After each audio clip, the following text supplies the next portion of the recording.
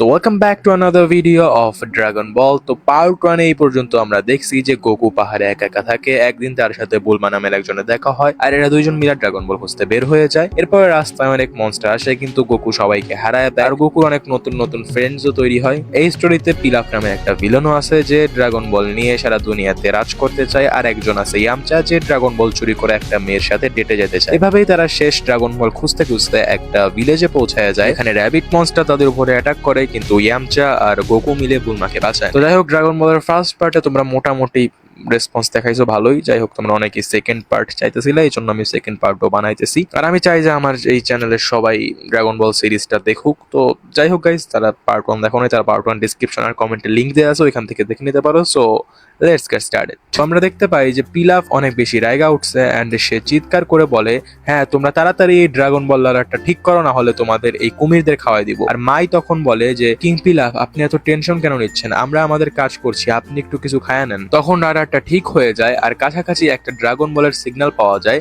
শু সেটা খুঁজতে যায় আর সত্যি একটা ড্রাগন বল পেয়ে যায়। পিলাফ সেটা হাতে নিয়ে খুশি হয়ে যায় কিন্তু হঠাৎ বলে উঠে, আরে এটা তো আমাদের নিজেদের ড্রাগন বল। মায়ে বলে, দেখুন এটা আমাদের রোবোটিক ক্রল, এটা এখন গোকুয়ের উপর নজর রাখবে কারণ ওর কাছে ছয়টা ড্রাগন বল আছে, কিন্তু আমরা যখনই সুযোগ পাবো আমরা গোকুর কাছ থেকে এগুলা ছিনায় নিব। এরপর মাই শুকে অর্ডার দেয় যে হেই ডগি, জলদি তোমার রোবোটিক আর্মার পরে যাও আর ওদের উপর অ্যাটাক করো। এদিকে ওলং তার গাড়ি থামায় আর বুলমাকে বলে যে তোমাকে তোমার উইশ বদলাইতে হবে, আমরা সবাই মিলে ড্রাগন বল খুঁজতেছি, তাই তোমাকে এমন একটা উইশ নিতে হবে যেটা আমাদের সবার লাভ হবে। মানে ওরা ড্রাগন বল নেয়ার পরে যে উইশ নিবে আর কি, ওলং বলতেছে এমন একটা উইশ নাও যাতে আমাদের সবার লাভ হয়। এই নিয়ে ওরা দুইজন অনেকক্ষণ একটু তর্ক বিতর্ক ঝগড়া করতেছিল। এই ফাঁকে দূরে দাঁড়িয়ে থাকা শু এদের উপর অ্যাটাক করে আর বুলমার কাছে থেকে ড্রাগন বলের কেস ছিনায় নিয়ে পালায় যায়। গোকু তখন তার ফ্লাইং নিম্বাসের সাহায্যে তার পিছু নেয় কিন্তু শু মাঝপথে তার আর্মর ছেড়ে প্লেনে করে পালায় যায়। গোকু রাস্তায় শু এর আর্মরটা পায়, সে ভাবে যে এটা হয়তো কোনো মানুষ যে তাদের ড্রাগন বল চুরি করছে, তাই সে রোবটের সাথে ফাইট করতে শুরু করে কিন্তু হঠাৎ রোবটটা নিচে পড়ে যায়। গোকু মনে করে সে হয়তো মারা গেছে এবং ফিরে আসে বুলমার কাছে। বুলমা যখন জানে ড্রাগন বল পাওয়া যায়নি, সে খুব মন খারাপ করে ফেলে এন্ড গোকু বলে যে তুমি টেনশন নিও না, আমার কাছে এখনো গ্র্যান্ড পা আছে। মানে হইলো ওর একটা 4 স্টার ড্রাগন বল যেটা আছে ওইটাকে তো নিজের গ্র্যান্ড পা বলেই ডাকে। তো এটা শুনে বুলমা অনেক খুশি হয়, এখন তাদের কাছে 6টা ড্রাগন বল আছে, শুধু একটার জন্য উইশ করতে পারছে না। এই দেখে ইয়ামচা ডিসাইড করে যে সে তাদের হেল্প করবে। সে বলে, হ্যালো গাইস, তোমাদের কি হেল্প দরকার, আমি তোমাদের লিফট দিতে পারি। বুলমা ইয়ামচার অনেক প্রশংসা করে। ইয়ামচা বলে যে ইয়ামচা তুমি তো একজন হিরো, ঠিক সময়ে এসে আমাদের হেল্প করতেছো, চলো এখন চোখ বন্ধ করো। ইয়ামচা ভাবে বুলমা হয়তো তাকে কিস করতে চাইতেছে, কিন্তু আসলে বুলমা তার ড্রাগন বল রাডার চেক করতেছিল। ইয়ামচা চোখ খুলে দেখে কিছুই হয় নাই, এইটা দেখে অনেক মজা লাগে আমাদের। এরপর ওরা ওই লোকেশনের দিকে রওনা দেয় যেখানে ড্রাগন বল আছে। ওরা পিলাফের কাসেলের কাছে পৌঁছায় যায়। পিলাফ ড্রাগন বল পেয়ে অনেক বেশি খুশি হয়ে যায় কিন্তু জানতে পারে একটা ড্রাগন বল এখনো মিসিং, যেটা গোকুয়ের কাছে আছে। তাই সে এদের জন্য ট্র্যাপ বানায় এবং ক্যাসেলের ভিতর আসতে দেয়। যেই এরা ক্যাসেলের ভিতর ঢোকে সাথে সাথে আলাদা আলাদা ট্র্যাপ অ্যাক্টিভেট হয়ে যায়। ইয়ামচা এখানে তার পাওয়ার দেখায় এবং বুলমাকে বাঁচায় নেয়। বুলমা তো চাইতেছিল ইয়ামচা তাকে রেস্কিউ করুক, কিন্তু শেষমেশ পিলাফ এদের সবাইকে তার ক্যাসেলে বন্দি করে ফেলে। ইয়ামচা আর গোকু বের হওয়ার চেষ্টা করে কিন্তু ফেল হয়ে যায়। পিলাফ আবার স্বপ্ন দেখতে শুরু করে যে ভাই, আমি আর একটা ড্রাগন বল পেয়ে গেলেই আমি দুনিয়াতে রাজত্ব করব। সে তার সহকারীদের অর্ডার দেয় ড্রাগন বল খুঁজে আনতে। ওরা গোকুর গাড়িতে খুঁজে কিন্তু পায় না। তখন কনফার্ম হয় ড্রাগন বল গোকু বা বুলমায়ের কাছেই আছে। মাই বলে নিশ্চয়ই ওই বানরটার কাছে ড্রাগন বল আছে এন্ড পিলাফ বলে একটু থামো, হ্যাঁ তুমি ঠিক বলছো, ওই বানর কিন্তু এর গালিগালাজ দিয়ে বন্ধ করো। পিলাফ এরপর গোকু এর টিমের সাথে কথা বলার চেষ্টা করে। বুলমার সাথে সাথে খেপা যায় এন্ড বলে, ওরে তুই কে রে মা, ওটা আর কেন আমাদের এখানে বন্দি করে রাখছিস? পিলাফ তখন ঘোষণা করে, আমার নাম কিং পিলাফ আর আমি খুব শীঘ্রই এই দুনিয়া শাসন করব, কিন্তু তার জন্য আমার তোমাদের সেই লাস্ট ড্রাগন বলটা লাগবে। শুনে তো বুলমার একদম মাথায় রক্ত উঠা যায় আর বলে, তোর পকেটের হাল দেখছিস শালা ফকিরের বাচ্চা, ওই ড্রাগন বল কখনো দেখছিস তুই চোখে? আর বলে, নীর ইঁদুরের বাচ্চা আমাদের থেকে ড্রাগন বল নেবে শালা। যাই হোক, পিলাফ নিজের এই অপমান সহ্য করতে পারে না এবং একটা মেশিনের সাহায্যে বুলমাকে বের করে নিয়ে আসে আর সে বলে এখন তোমাকে এর শাস্তি দেওয়া হবে। কিন্তু শাস্তি হিসেবে সে বুলমাকে একটা ফ্লাইং কিস দেয়। হ্যাঁ, বুলমা সেটা হাইসা উড়ায় দেয়। হ্যাঁ, ওই বলে যে আরে নীল ইঁদুর, আমি ভাবছিলাম কিছু ব্রুটাল করবে, কিন্তু তুই তো একদম বোকা চোদা। যাই হোক, এই অপমান শুনে পিলাফ আবার তাকে প্রিজনে পাঠায় দেয় এবং মনে মনে বলে একবার উইশ পূরণ করে নেই, তারপর এই মেয়েকে আমি দেখে নিব। এরপর পিলাফেরা আরেকটা প্ল্যান করে, প্রিজনে গ্যাস ছেড়া দেয়, এতে গোকু সহ সবাই অজ্ঞান হয়ে যায়। প্রিজন খুলতে পিলাফ ঢুকে পড়ে, কিন্তু গ্যাসের কারণে সেও নিজেও অজ্ঞান হয়ে যায় অ্যান্ড পিলাফের অ্যাসিস্ট্যান্স এসে ড্রাগন বলগুলো নিয়ে যায়। পিলাফকে দেখিয়ে বলে দেখুন আমরা পেয়ে গেছি। এটা দেখে পিলাফ অনেক এক্সাইটেড হয় এবং সব ড্রাগন বল নিয়ে বাইরে চলে যায় উইশ চাওয়ার জন্য। প্রিজন খুলতে গোকু এর দল দেখে যে পিলাফ তাদের লাস্ট যেই ড্রাগন বলটা ছিল ওইটাও নিয়ে গেছে। তারা সামনে যাইতেই সরাসরি পিলাফের মুখোমুখি হয়। পিলাফের অবস্থা তখন খুবই খারাপ এন্ড বুলমা তখন বলে ওরে শালা মানার ওর তুই কি উইশ চাই ফেলছিস নাকি? পিলাফ তখন মাথা নাইরা না বলে এন্ড তখন গোকু একটা চিৎকার মানে অনেক জোরে এন্ড বলে যে আমার জ্ঞানটাকে ফিরায় দাও, না হলে তোমার কি লাইন ভাই, ওই বলে যে আমার গ্র্যান্ডপাকে ফিরে দাও নাহলে তোমার কি মেনে দিব। এই কথা শুনে পিলাফের দল পালাইতে শুরু করে অ্যান্ড গোকু সহ বাকিরাও ওদের পিছু নেয়, কিন্তু পিলাফ কোনো একটা রাস্তা দিয়ে বের হয়ে যায়। অনেক রাস্তা ছিল, কোনটা দিয়ে গেছে সেটা বোঝা যায় না, তাই ওরা কিছুটা দূরে সরে থাকার সিদ্ধান্ত নেয়। পিলাফ তার দলকে নিয়ে কন্ট্রোল রুমে চলে আসে। সে এদের উপর নজর রাখছিল, কিন্তু সে বুঝতে পারছিল না ওরা বের হলো কিভাবে। তার অ্যাসিস্ট্যান্টস বাহানা বানাতে শুরু করে। মাই বলে শু হয়তো গেট বন্ধ করতে ভুলে গেছে, আর শু বলে যে আমি ভাবছিলাম মাই হয়তো গেট বন্ধ করবে। পিলাফ আবার সবাইকে প্রিজনে নিতে চায়। এবার সে এক অদ্ভুত খেলা শুরু করে, পিন বলের মতো। একটা বড় বল সবার পিছনে দৌড়াচ্ছে, আর এমনকি গোকুও সেটা থেকে বাঁচতে পারতেছে না। পিলাফ পিয়ানো বাজাতে বাজাতে মজা করে এই গেম কন্ট্রোল করতেছে। ওরা সব আলাদা আলাদা রুমে দৌড়ে বেড়াচ্ছে। শেষমেশ সবাই একটা কোণে আটকে যায়। পিলাফ গেম শেষ করে এবং ওরা আবার প্রিজনে বন্দী হয়ে যায়। মানে এই ছোট্ট খলনায়ক শুধু একটা গেম দিয়েই সবাইকে আবার ধরে ফেললো। এই পিলাফ সত্যি আসলে চালাক আছে। মা পিলাফ সব ড্রাগন বল নিয়ে বাইরে চলে আসে আর শেনরনকে ডাকার চেষ্টা করে। ভিতর মানে শেনরন আর কি ওই উইশ চাওয়ার সময় আসবে। ভেতরে ইয়ামচা গোকুকে বলে এই দেয়ালগুলো ভাঙার একটাই রাস্তা, কামেহামেহা ওয়েভ ব্যবহার করো। গোকু বলে আরে হ্যাঁ তুমি ঠিক বলছো, কিন্তু তুমি এটা জানলে কেমনে? ইয়ামচা বলে আরে বোকা, এটা ডিসকাস করার সময় না, তাড়াতাড়ি ব্যবহার করো। গোকু তখন কামেহামেহা ওয়েভ ব্যবহার করতেই একটা ছোট্ট হোল তৈরি হয়। ইয়ামচা তখন পুয়ার আর ওলংকে বলে তোমরা যাও আর ওদের ডিস্ট্রাক্ট করো। গলা ভেঙে গেল মনে হলো, কিন্তু ততক্ষণে অনেক দেরি হয়ে গেছিল। শেনরন অলরেডি জায়গা গেছে। চারদিকে অন্ধকার, আকাশে জোরে জোরে বিদ্যুৎ চমকাইতেছে। পুয়ার আর ওলং এটা দেখে সেখানেই তো একদম পুরো ভয়ে জমা যায়, আর পিলাফেরও অবস্থা তাদের চেয়ে খারাপ। শেনরনকে দেখে গোকু, বুলমা আর ইয়ামচা কান্না করতে শুরু করে। ইয়ামচা বলে যে ইস এখন আমি ডেটে যাব কিভাবে? বুলমা বলে এখন আমার বয়ফ্রেন্ডের কি হবে রে ভাই? গোকু তখন বলে আরে তোমরা সরো, আমাকে দেখতে দাও বাইরে কি হচ্ছে। শেনরন পিলাফকে বলে বেশিক্ষণ অপেক্ষা করাবে না, বলো তোমার উইশ কি? ওলং আর পুয়ারের অবস্থা তখন খুবই খারাপ, কিন্তু ওলং বলে আমার ভয় চলে গেছে, আমি যাচ্ছি ওকে থামাতে। পিলাফ উইশ করতে শুরু করে, বলে যে আমাকে এই দুনিয়ার সবচেয়ে বড়। এরই মধ্যে ওলং লাফ দিয়ে বলে আমাকে এই দুনিয়ার সবচেয়ে আরামদায়ক আর সুগন্ধি আন্ডারওয়্যার দাও। যাই হোক, শেনরন তার উইশ পূরণ করে দেয় অ্যান্ড এভাবে ওলং পিলাফের উইশ সম্পূর্ণ নষ্ট করে দেয়। অ্যান্ড এরপর শেনরন ওইখান থেকে চলে যায় আর সব ড্রাগন বল ছড়ায় ছিটায় পড়ে, আর পিলাফ রাগে আগুন হয়ে ফাইটা যায় যে খান কিন্তু লাইক কামটা কি করছে, মানে কত কিছু চাইতে পারতো, চাইছে নাকি আন্ডারওয়্যার বলে পিকটাকে জীবিত ধরে আনো, ওরা আমি রান্না করে খেয়ে ফেলবো, কিন্তু ওলং পুয়ারকে নিয়ে ততক্ষণে পালায় গেছে। এদিকে গোকু কামেহামেহা দিয়ে প্রিজন ভেঙে দিছিল, কিন্তু এতে অনেক এনার্জি খরচ হয়ে যায়, তাই সে অনেক ক্লান্ত। তখন শু আর মাই গোকু এর দলের উপর অ্যাটাক করে। শু তার ডগ আর্মি ডেকে নেয়, কিন্তু গোকুর কুকুর দেখে তার মুখে জল চলে আসে। সে ফাইট করতে যায়, কিন্তু অনেক ক্লান্ত থাকায় ধরা পড়ে যায়। পিলাফ এবার এদের আয়রন দেয়ালের নতুন প্রিজনে ভরে দেয়। ভেতর থেকে বের হওয়া সম্ভব না। গোকু বলে উপর দিয়ে বেরোতে পারি। বুলমা বলে আরে বোকা, উপরে কোনো রাস্তাই নেই, ওইটা গ্লাস। গোকু বলে বাহ, তাহলে আমরা ওটা ভাঙে বেরোতে পারবো। আর এটা বলে ওই গ্লাসে মাথা দিয়ে মারা শুরু করে, ফলে তার মাথায় ফাইটা যায়। পিলাফ তখন স্পিকারে বলে আজকের রাতই তোমাদের শেষ রাত, ঘুমাও বা রাতের দৃশ্য দেখো, কারণ সকাল হলেই এই ম্যাগনিফাইং গ্লাসের ভেতর দিয়ে সূর্যের আলো ঢুকবে আর তোমরা জ্যান্ত পুড়ে মরে যাবে। এই কথা শুনে সবার অবস্থা খারাপ হয়ে যায়। গোকু আর ইয়ামচা দেয়াল ভাঙার চেষ্টা করে, কিন্তু পারে না। ক্লান্ত হয়ে সবাই ঘুমায় পড়ে। রাতে গোকু উঠে দেখে পুয়ার আকাশের দিকে তাকিয়ে আছে। সে বলে দেখো আজকে ফুল মুন উঠছে, কত সুন্দর লাগতেছে।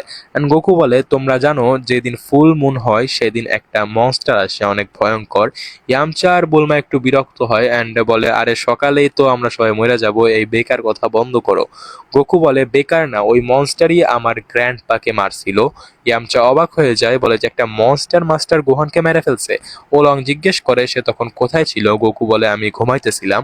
ওলং বলে কিন্তু মনস্টার তোমার বাড়িতে অ্যাটাক করছিল আর তুমি ঘুমাইতেছিলে, এটা কিভাবে সম্ভব? গোকু বলে জানি না, তবে গ্র্যান্ডপা আমাকে ফুল মুন দেখতে মানা করতে। ওরা জিজ্ঞেস করে তার মানে তুমি কখনো ফুল মুন দেখোই নাই? গোকু বলে না দেখেছি, কিন্তু দেখার পরেই ঘুমিয়ে পড়েছিলাম। আর এইবার সবার মাথায় ঢুকে যায় যে গোকুই সেই মনস্টার।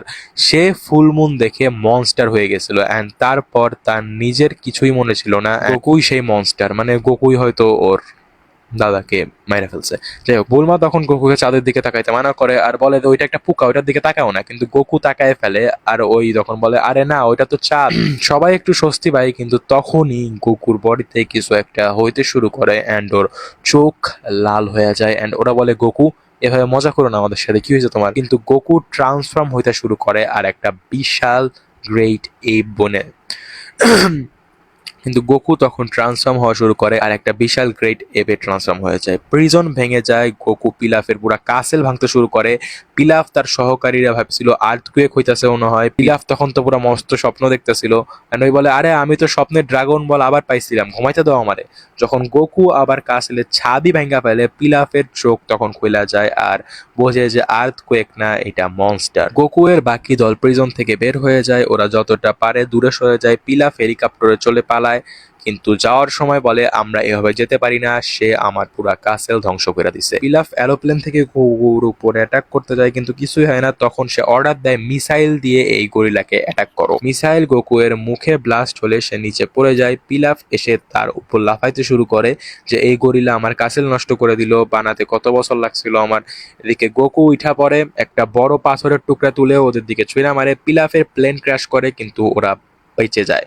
ইয়ামচা বুলমাকে ধ্বংসস্তূপ থেকে বের করে নেওয়ার চেষ্টা করছিল, কিন্তু গোকু এখানে চলে আসে আর বুলমাকে তুলে খাওয়া শুরু করে দেয়। হ্যান্ড পুয়ার ইয়ামচাকে আইডিয়া দেয় গোকুর টেইল কেটে দিলে হয়তো সে নর্মাল হয়ে যাবে। অ্যান্ড ইয়ামচা তখন উলফ ফ্যাং ফিস্ট দিয়ে পাথর থেকে একটা সোয়ার্ড তৈরি করে আর টেইল কাটতে যায়, কিন্তু টেইলটা অনেক মোটা, সে পারছে না, তাই সে টেইলেই ঝুলা পড়ে। এতে গোকু উইক হতে শুরু করে এন্ড এরপরে বাকিরা এসেও লেদের সাথে ঝুলা পড়ে এন্ড ইয়ামচা পুয়ারকে সিজার শেপে ট্রান্সফর্ম করতে বলে আর পুয়ার গোকু এর টেইল কাইটা দেয় এন্ড বুলমাকে খাওয়ার আগেই গোকু নর্মাল হয়ে যায়। পরদিন সকালে গোকু উঠে দেখে তার টেইল আর নাই এন্ড কালকের কিছুই তার মনে নাই আর এদের উইশও নষ্ট হয়ে গেছে। ইয়ামচা চাইছিল যে ওর একটা গার্লফ্রেন্ড হোক এন্ড বুলমা চাইছিল ওর একটা বয়ফ্রেন্ড হোক, কিন্তু শেষমেশ তোদের কিছুই হয় নাই। কিন্তু এরা দুইজন একে অপরের বয়ফ্রেন্ড এন্ড গার্লফ্রেন্ড হয়ে যায়, মানে আমাদের ইয়ামচা আর বুলমা। তো এদের জার্নি এখানেই শেষ। গোকু বলে আমি মাস্টার রশিয়ের কাছে ট্রেনিং এর জন্য যাইতেছি, ওই যে মনে আছে তোমাদের হয়তো জিরায়া সেন্সের মতো যে ক্যারেক্টারটা। আমি দেখলাম যে আমি প্রিজনের দেয়ালে পাঞ্চ করে দেয়াল ভাঙতে পারিনি, তাই মনে হচ্ছে ওনার কাছ থেকে আমাকে ট্রেনিং নিয়ে আরো স্ট্রং হইতে হবে, ঠিক গ্র্যান্ডপার মতো। বাকিরা সবাই বুলমার বাড়িতে যাওয়ার ডিসাইড করে। ওরা প্রমিস করে 1 বছর পর আবার ওরা ড্রাগন বল খুঁজবে এন্ড তারপর সবাই নিজের নিজের পথে চলে যাবে। গোকু তার জার্নি এর এক্সপেরিয়েন্স শেয়ার করে এন্ড ওই বলে যে এই জার্নিতে আমি অনেক মজা পাইছি, জানতাম না পৃথিবীতে এমন মানুষ আছে যারা আমাকে এত ভালোবাসবে, অনেক ভালো ফ্রেন্ড হবে। আর এই জার্নি থেকে নিজের কাছের মানুষদের খুঁজে পাইলাম যাদের কাছে গিয়ে ট্রেনিং করতে পারবো।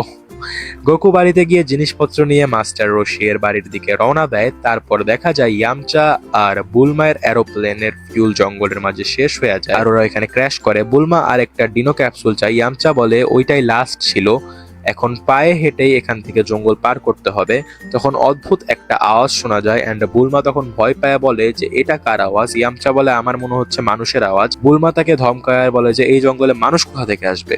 ওরা পালাতে শুরু করে আর সেই জঙ্গলে একটা ছোট্ট বাচ্চাকে দেখা যায় যে অনেক বেশি স্ট্রং, এক লাঠিতে ঘষিতে পুরো গাছ ভেঙে ফেলাই দিতেছে। এদিকে গোকু তার ফ্লাইং নিম্বাসে চড়ে মাস্টার রশিয়ের বাড়ি পৌঁছে যায় এন্ড এরপরে যায় ওখানে ডাকতে থাকে যে মাস্টার রশি আপনি কোথায়, আমি আইসা পড়ছি। কিন্তু কোনো রেসপন্সই আসে না, কারণ আমাদের মাস্টার রশি টিভিতে বসে ইয়োগা ক্লাস দেখতেছিল এন্ড তখন গোকু তার কানে যায় চিৎকার করে ওঠে যে মাস্টার রশি আমি আপনার কাছে ট্রেনিং নিতে চলে আসছি, আসেন ট্রেনিং শুরু করি। মাস্টার রশি তখন মানা করে দেয় এন্ড বলে যে গোকু এখন আমাকে বিরক্ত করো না, এখন ট্রেনিং দেবো না, এখন আমি অনেক ইম্পর্টেন্ট কাজ করতেছি। গোকু বলে ঠিক আছে তাহলে কিছু খাইতে দেন, অনেক ক্ষুধা লাগছে আমার। গোকু ফ্রিজের সব খাবার খেয়ে শেষ করে দেয় এন্ড মাস্টার রশি অবাক হয়ে যান, বলে আরে এটা কি করলা তুমি, আর তুমি এখানে আসতোই বা কেন, তুমি না ড্রাগন বল খুঁজতেছিলা? গোকু সব এক্সপ্লেন করে বলে যে কি কি হয়েছে অ্যান্ড কিভাবে ওদের উইশও নষ্ট হয়ে গেছে। অ্যান্ড মাস্টার রশির পরে শুনে মাস্টার রশির পরে গোকুকে বলে যে দেখো বাছা, মার্শাল আর্টস এত সহজ না, এর জন্য অনেক পরিশ্রম করতে হবে। গোকু বলে হ্যাঁ, এই জন্যই তো শিখতে চাই, যাতে আপনার চেয়েও বেশি স্ট্রং হতে পারি। মাস্টার রশি বলে ঠিক আছে গোকু, তবে ট্রেনিং পেতে হলে আমার জন্য একটা মেয়ে নিয়ে আসতে হবে যে আমার সাথে ডেটে যাবে। মানে কি কবু, গোকু ওর কথা মানে নেয় অ্যান্ড মেয়ে আনার জন্য বের হয়ে যায় মাস্টার রশির জন্য। মাস্টার রশি অনেক এক্সাইটেড হয়ে যান, জামা কাপড় পরে তৈরি হয়ে বসে থাকেন, কিন্তু গোকু যাকে নিয়ে আসে সে ডেটে যাওয়ার যোগ্য না, একদম ট্যাঙ্ক মনে হচ্ছে। মাস্টার রশির তো নিঃশ্বাসই বন্ধ হয়ে যায়। তিনি গোকুকে বুঝাইয়া দেন যে কেমন মেয়ে চাই সে অ্যান্ড ছবিও দেখান। And তখন একটা টাকলা বাচ্চা সমুদ্র থেকে সাঁতার কেটে কামে হাউসে পৌঁছায়, মানে আমাদের মাস্টার রশির ঘরে, কিন্তু বাড়ির কাছে পৌঁছানোর আগে একটা জাম্প দিয়ে সরাসরি মুখ থুবড়ে পড়ে যায়। এই বাচ্চা মাস্টার রশিকে বলে মাস্টার রশি আমার নাম, বলে যে মাস্টার রশি আমার নাম ক্রিলিং আর আমি আপনার কাছে ট্রেনিং দিয়ে আসছি।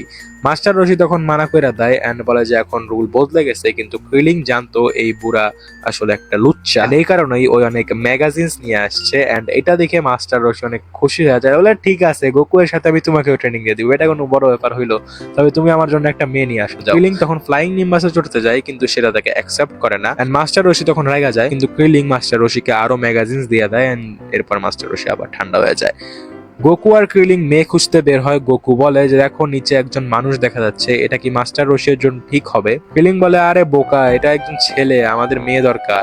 গোকু বলে বাহ, তুমি তো এটা অনেক এক্সপার্ট, কিভাবে বুঝলে? ক্রিলিং বলে যে ভাই এটা আবার বুঝার কি আছে, এটা তো কমন সেন্স। গোকু বলে যে আমি তো বোকা চোদা। গোকু বলে কিন্তু আমি তো ছেলে মেয়ে চিনতে পারি না, দেখছো কইলাম না।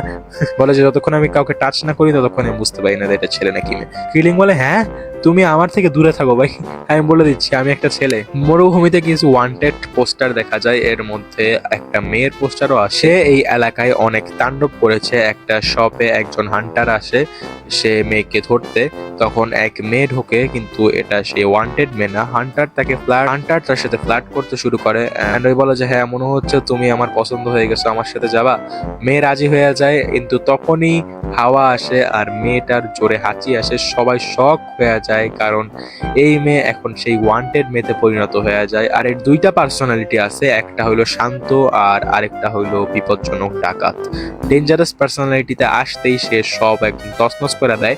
মেয়েটা পালাতে শুরু করে, পুলিশও পিছু নেয়, এক সময় আবার হাসি আসে, সে আবার শান্ত পার্সোনালিটিতে ফিরে যায় এন্ড তার কিছুই মনে থাকে না। পুলিশ ধরতে আসছিল, এমন সময় গোকু এসে পুলিশদের সরাইয়া দেয় এবং ক্রিলিং দূর থেকে সব দেখছিল। গোকু জিজ্ঞেস করে ক্রিলিং এই মেয়ে কি মাস্টার রশির জন্য ঠিক হবে? ক্রিলিং ভালোভাবে অ্যানালাইজ করে বলে মনে হয় হবে ভাই।